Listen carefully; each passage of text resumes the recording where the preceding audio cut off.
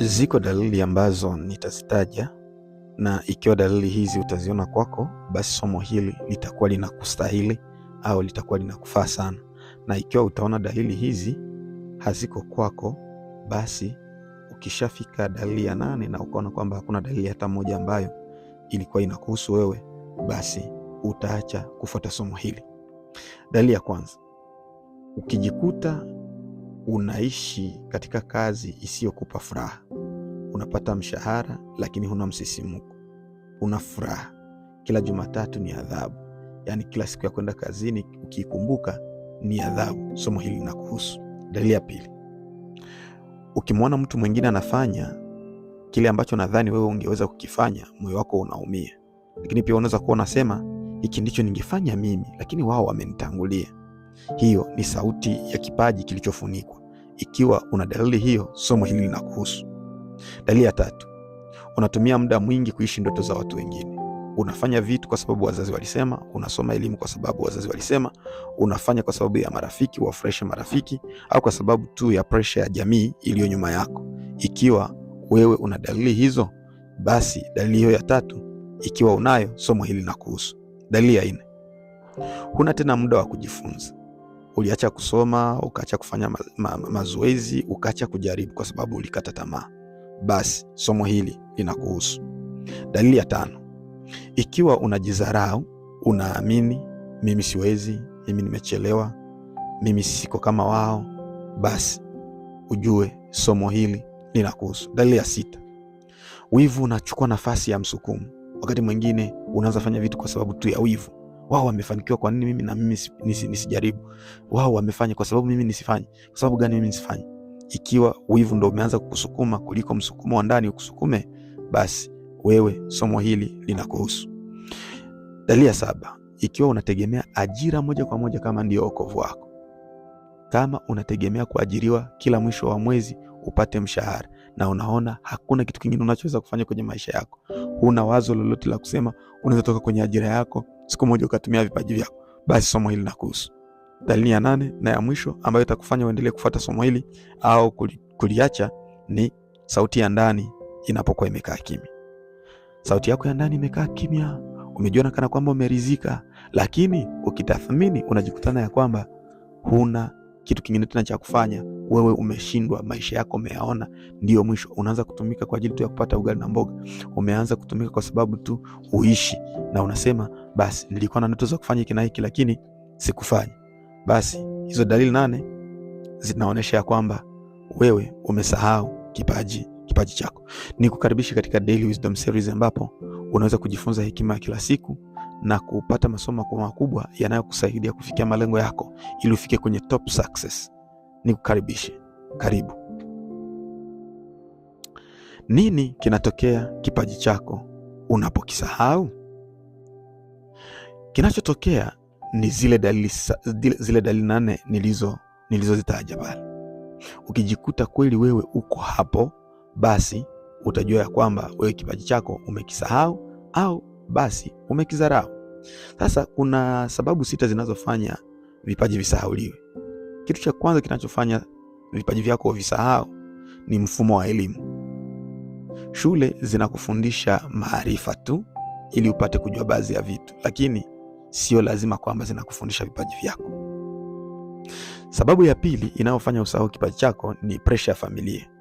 Utawasikia kwenye familia wanakuambia uwe daktari, uwe mwalimu, tunataka uwe padri, tunataka uwe mchungaji, tunataka uwe jaji siku moja, wewe tunataka uwe mhasibu, uwe engineer, tunakutaka wewe uwe sijui fundi mkubwa sana. Yani pressure ile ya familia inaweza ikakufanya ukasahau vipaji vyako. Lakini kuna sababu ya 3 inayofanya watu wasahau vipaji vyao, nao ni umaskini. Mtu anakimbilia riziki badala ya wito. Yani unakimbilia tu chakula pale ambapo utatoa chakula kuliko ufuate ndoto zako kubwa na kufuata maono yako makubwa. Na hapa lazima niseme kitu, kwa sababu watu wengi wanafanya kazi sio kwa sababu wanafurahia kwa kwenye ile kazi, lakini kwa sababu wanaona hii ndio njia pekee ambayo inaweza kuwasaidia kusurvive kwenye dunia hii. ili tuwapate chakula chao cha kila siku, watoto wasilale na njaa, lakini pia wasikose angalau pesa za kodi za kulipia nyumba, wasikose angalau pesa kadogo kakupata pesa za kulipa nauli wakienda kazini au wakienda kanisani alikadhalika. Sasa hapa ndo unakuta kwamba wengi wamezama. Wengine wanasema hii kazi nitaifanya miaka 2 peke yake, alafu baadaye ninafuata ndoto zangu. Miaka 2 ndo inakuwa miaka 2, miaka 2 ndo inakuwa miaka 10, miaka 2 ndo inakuwa miaka 20. Kama vile ndugu zangu walimu utawasikia walimu wanasema hii kazi tu ni wito, unajua hatupati chochote, wanalalamika kila mara, ila hawataki kutoka kwenye kazi ile. Sio kwamba hawataki tu kutoka, wameshazama kwa sababu wanakimbilia riziki badala ya kukimbilia wito wao. Lakini kuna sababu ya 4. Sababu hii ya 4 ni hofu ya kushindwa. Watu wanadharau vipaji vyao na wanashindwa kuvifuatilia kwa sababu wanajikuta wana hofu ya kushindwa. Wanasema alafu nikiacha kazi yangu ya sasa kisha baadaye nikashindwa kule mbele, mbona nitachekwa mimi? Au hivi mimi sina pesa, nitashindwa kwa sababu mimi ni mfupi, au kwa sababu mimi ni mrefu, aina ile ya michezo siwezi kuifanya. Unajidanganya. Umbo lako, uwezo wako wa kifedha au wa kimahusiano visiwe sababu itakayokufanya ushindwe kuendelea mbele. Na kuna sababu nyingine ambayo inayofanya watu wasahau vipaji vyao ni kukosa mazingira mazuri yanayosababisha maendeleo, lakini pia na kukosa mentor, kukosa wale walimu wa mashauri, wale wanaokutolea mashauri. Na hapa nataka nizungumze kitu fulani. Kuna mazingira ambayo ukiishi kweli kabisa utakuwa na ugumu wa kusonga mbele kwa kasi. Ila ninakushauri uanzie papo hapo ulipo. Fursa nyingine zitakuja baadaye zitakazo kuboreshea mazingira. Ila ukishaona umeshaanza, cha kwanza ni kuanza. Ukishaona umeshaanza, kipaji chako umekifufua, umeanza, lakini ukakutana na vikwazo vingi pale katikati ya safari, kuna umuhimu, wakati fulani kunaonekana uhitaji wa kubadilisha nini? Wa kubadilisha mazingira.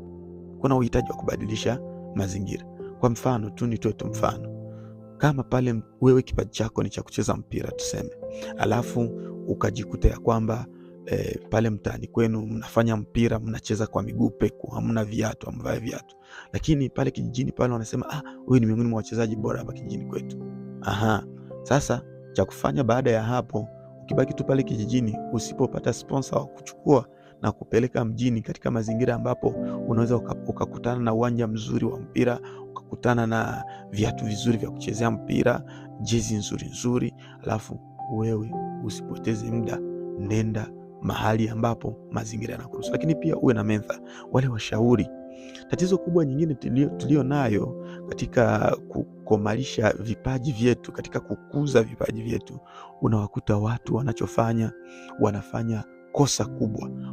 Unaenda mchukua mentor ambaye hajawahi kufanya kile kitu ambacho wewe unataka kukifanya. Wakati mwingine unamkuta mtu amesoma tu vitabu na alafu hajawahi kufanya kitu chenyewe. Ni kweli mtu anaweza akasoma vitabu alafu akapata ushauri ulio sahihi, lakini mara nyingi hao wengi wanadanganya. Ni vizuri zaidi, sijasema kuchukua waliosoma tu vitabu peke yake ni makosa.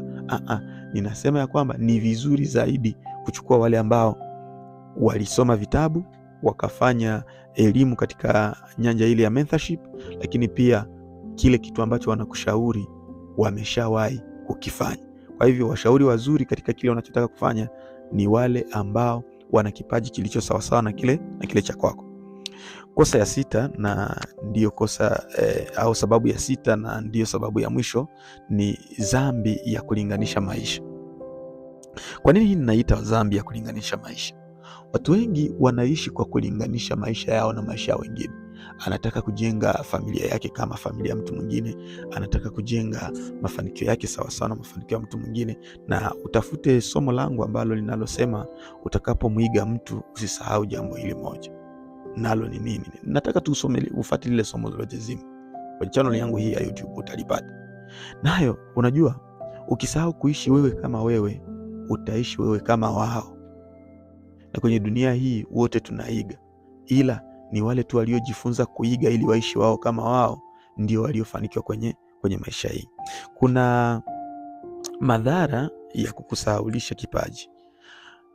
Unapokuwa umesahau kipaji chako, kuna madhara ambayo yatatokea. Madhara ya kwanza, utakuwa nakala ya mtu mwingine. Kuwa nakala ya mtu mwingine maana yake nini? Wewe itakuwa hivi, itakuwa ukizungumza kwa mfano utasema anazungumza kama mtu fulani. Ukitenda watasema anatenda kama mtu fulani. Ukitembea anatembea kama mtu fulani. Umeshawahi kuwaona hata marafiki ambao wameshazoeana sana, muda umeshapita, wakishakuwa pamoja utawakuta ya kwamba kuzungumza wana words code ambazo, yani wana maneno ambayo ni wao kwa wao tu ndo wanayajua, na akizungumza kama unamjua yule mwingine utasema mbona unazungumza kama mtu fulani. Sasa hiyo inakuwa ni kosa kubwa, kwa sababu utakapozungumza wewe, yule uliyemuiga na ukashindwa kumuiga ili wewe kama wewe, basi ndo atajulikana zaidi. Na namkumbuka Mwalimu Joel na Nauka siku moja amewahi kufundisha akasema ya kwamba ukisifiwa kusema huyu jamaa anafanya kama mtu fulani, usizani hiyo ni sifa, hiyo ni sumu ya kukuua. Alisema wakati ambapo unasifiwa hivyo, ni yule ambaye ni mtu mwingine ambaye uliyesifiwa kama unafanya kama yeye, ndiye atakuwa anaonekana. Kwa hivyo jifunze kujenga brandi yako mwenyewe. Ukisahau kipaji hicho kitakutokea. Kuna kitu cha pili ambacho kitatokea ukisahau vipaji vyako. Jamii inakosa suluhisho lako. Kwenye hii dunia wanalipa watu kwa sababu wanaleta suluhisho. Hawalipi kwa sababu walifanya tu. Ni kwa sababu ni namna gani walifanya kile wanachokifanya, lakini pia walileta suluhu gani. Kuna madhara mengine ambayo yanatokea. Unakuwa ni mtu wa hasira za ndani. Zile hasira za ndani zinaongezeka kila mara. Watu wasiseme kuhusu yale mambo. Wakati mwingine utatomboka, unakuwa kama vile wewe ndo unajua kila kitu kuhusu yale mambo yanayozungumziwa au kuhusu kile kipaji kinachozungumziwa. Madhara mengine ambayo yatatokea ni imani kwa Mungu itazofika. Utajikuta kwamba unaanza kuona kana kwamba Mungu alikusahau, japokuwa sio ukweli. Mungu bado anakukumbuka. Lakini kuna madhara mabaya sasa zaidi kuliko yote, ni kwamba kizazi chako kitakosa urithi. Kizazi chako kitakosa urithi. Inawezekana ni urithi wa kielimu ambao ungeuacha hautakuwepo tena. Ni urithi wa vitu au mali, havitakuwepo tena. Kuna namna 7 za kufufua kipaji kilichosahaulika. Kile ambacho ninachotaka ufanye ili urudie, yani ufufue kipaji chako kilichosahaulika. Kitu cha kwanza, rudi kwenye utoto wako. Ujiulize, nilipenda kufanya nini? Nilikuwa nafanya nini bila kulipwa na ninajisikia kuwa na raha, tena nilikuwa nafanya vizuri. Lakini pia njia ya pili ni uanze kidogo leo. Chukua dakika 30 kila siku. Utajikuta baada ya miezi 3, miezi 4, miezi 6 unaanza kuchukua saa moja hadi unaanza kuchukua mchana wote katika kufanya kipaji chako kwa ajira na kukifufua tena zaidi na zaidi. Lakini njia ya 3 ni jifunze tena kama mtoto. Kubali kujifunza kama mtoto. Usione aibu, jifunze tena kama mtoto. Lakini njia ya 4 na namna ya 4 ya kukabiliana na hii hali ili ufufue tena kipaji chako, ingia kwenye vikundi vya watu walio na vipaji sawa sawa na vya kwako. Jifunze kutoka kwenye vitabu, kwenye channel za YouTube kama channel yangu hii. Lakini pia unaweza kuingia katika mpango wangu mkuu ambao ninaoita Talent Discovery and Life Orientation. Narudie, na mpango ambao ninaoita Talent Discovery and Life Orientation. Kwa hivyo jikaze uingie kwenye mpango huu, unaweza kukusaidia. Kwenye description ya channel yangu utaona namba yangu. Namba hiyo inatumika kwa ajili ya WhatsApp. Kitu cha 5, ukubali kuchekwa mwanzoni. Kubali wakucheke. Watu wengi sana wanashindwa kufanya vizuri kwa sababu tu wanaogopa watachekwa. Na ukishaogopa utachekwa, jamaa wangu, kubali kuchekwa leo ili kesho upate chakula. Kubali kutia mkono wako kwenye moto leo uungue ili mradi usife na njaa.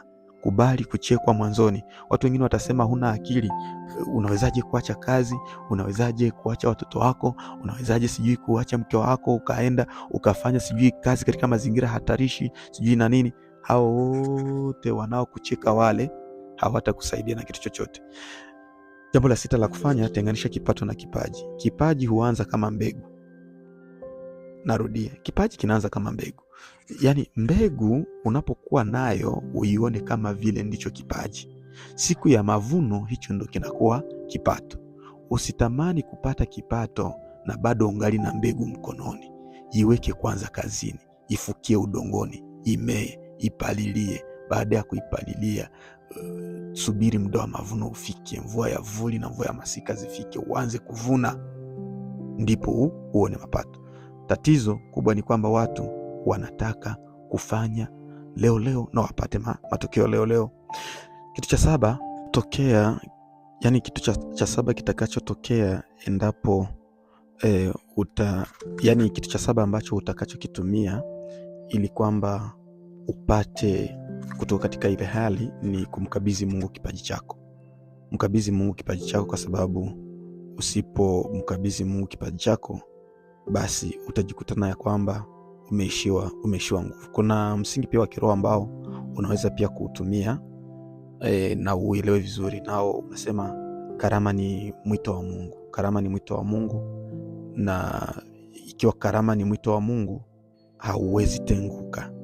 Kwa hivyo jitahidi ukumbuke kuwa kila mara Paulo akimwandikia Timotheo alikuwa anamkumbusha, yani huyu profesa ni Paulo alikuwa kama profesa wa Timotheo, alafu Timotheo akawa anaambiwa na profesa wake Paulo anamwambia usisahau kuchochea karama iliyo ndani yako.